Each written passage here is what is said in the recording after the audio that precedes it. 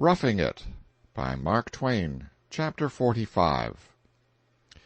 The flush times held bravely on, something over 2 years before Mr. Goodman and another journeyman printer had borrowed $40 and set out from San Francisco to try their fortunes in the new city of Virginia. They found the Territorial Enterprise, a poverty-stricken weekly journal, gasping for breath and likely to die. They bought it, type, fixtures, goodwill and all, for $1,000 on long time. The editorial sanctum, newsroom, pressroom, publication office, bedchamber, parlor, and kitchen were all compressed into one apartment, and it was a small one, too. The editors and printers slept on the floor. A Chinaman did their cooking, and the imposing stone was the general dinner-table. But now things were changed. The paper was a great daily, printed by steam. There were 5 editors and 23 compositors. The subscription price was $16 a year. The advertising rates were exorbitant, and the columns crowded. The paper was clearing from $6,000 to $10,000 a month, and the Enterprise building was finished and ready for occupation, a stately fire-proof brick. Every day from 5 all the way up to 11 columns of live advertisements were left out or crowded into spasmodic and irregular supplements. The Gould & Curry Company were erecting a monster 100-stamp mill at a cost that ultimately fell little short of $1 million. Gould & Curry stock paid heavy dividends, a rare thing, and an experience confined to the dozen or 15 claims located on the main lead, the Comstock.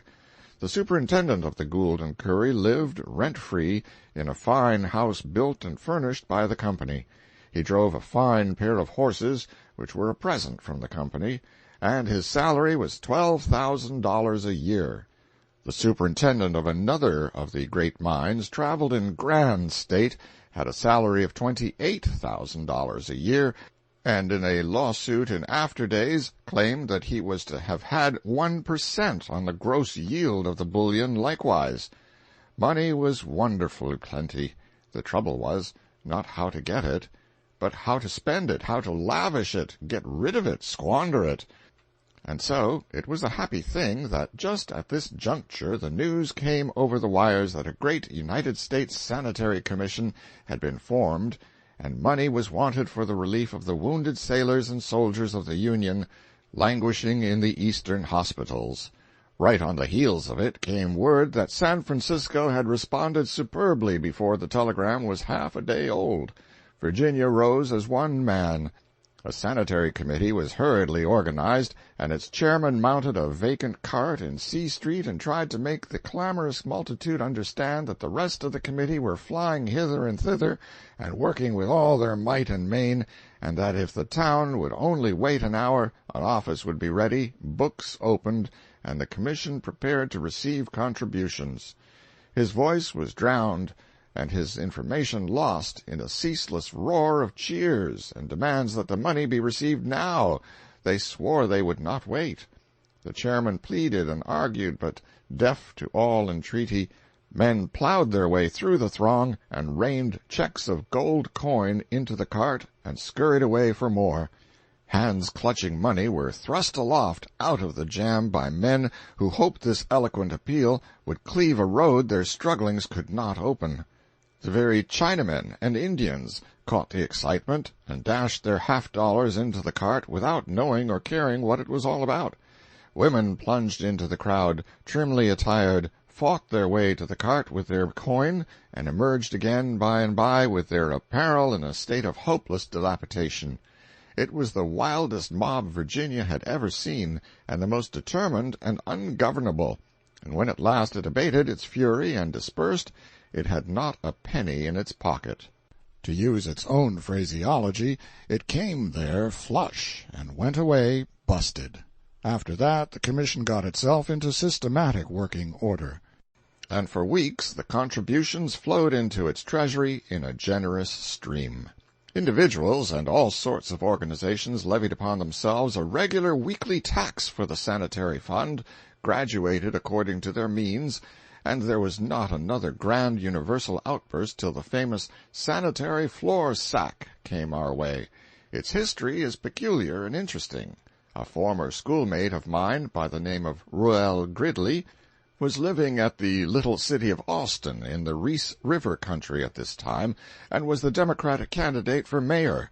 He and the Republican candidate made an agreement that the defeated man should be publicly presented with a 50-pound sack of flour by the successful one, and should carry it home on his shoulder.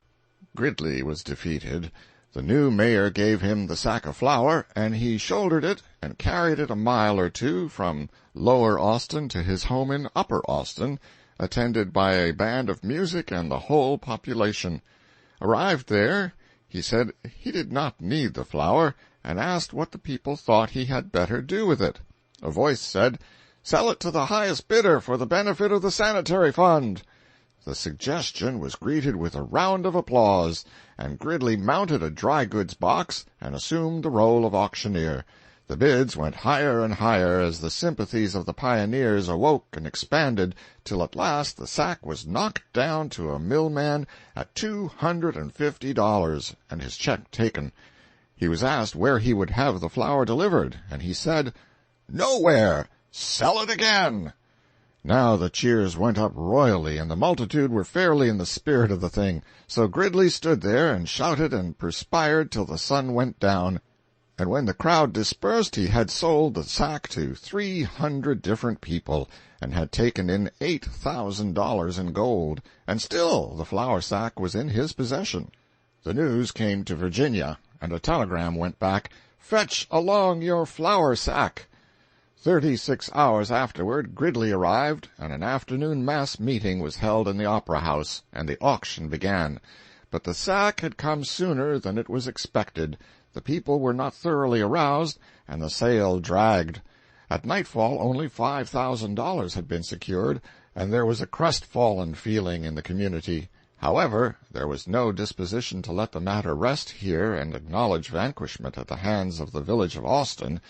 Till late in the night the principal citizens were at work arranging the morrow's campaign, and when they went to bed they had no fears for the result. At 11 the next morning a procession of open carriages, attended by clamorous bands of music and adorned with a moving display of flags, filed along C Street, and was soon in danger of blockade by a huzzaing multitude of citizens.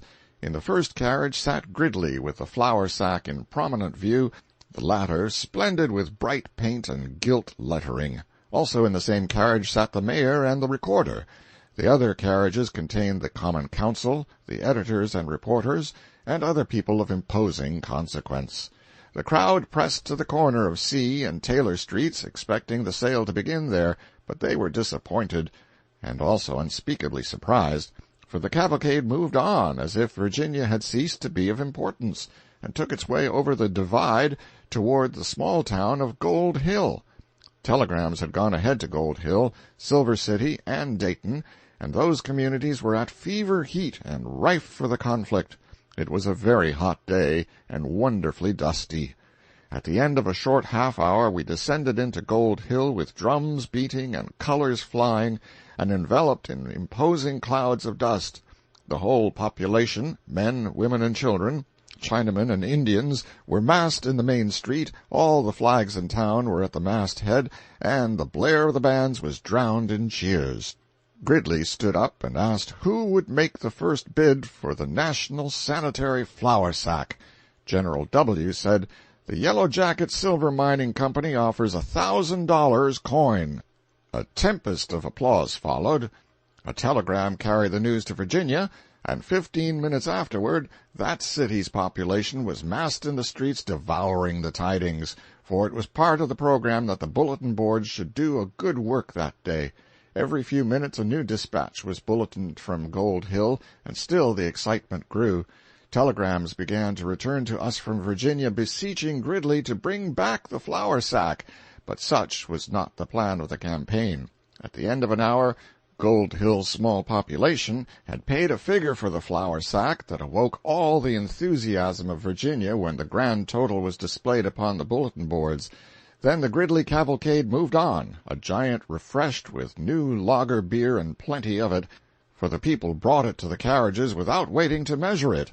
And within 3 hours more the expedition had carried Silver City and Dayton by storm and was on its way back covered with glory. Every move had been telegraphed and bulletined, and as the procession entered Virginia and filed down C Street at 8:30 in the evening, the town was abroad in the thoroughfares, torches were glaring, flags flying, bands playing, cheer on cheer cleaving the air, and the city ready to surrender at discretion. The auction began. Every bid was greeted with bursts of applause, and at the end of 2 hours and a half a population of 15,000 souls had paid in coin for 50-pound sack of flour a sum equal to $40,000 in greenbacks. It was at a rate in the neighborhood of $3 for each man, woman, and child of the population.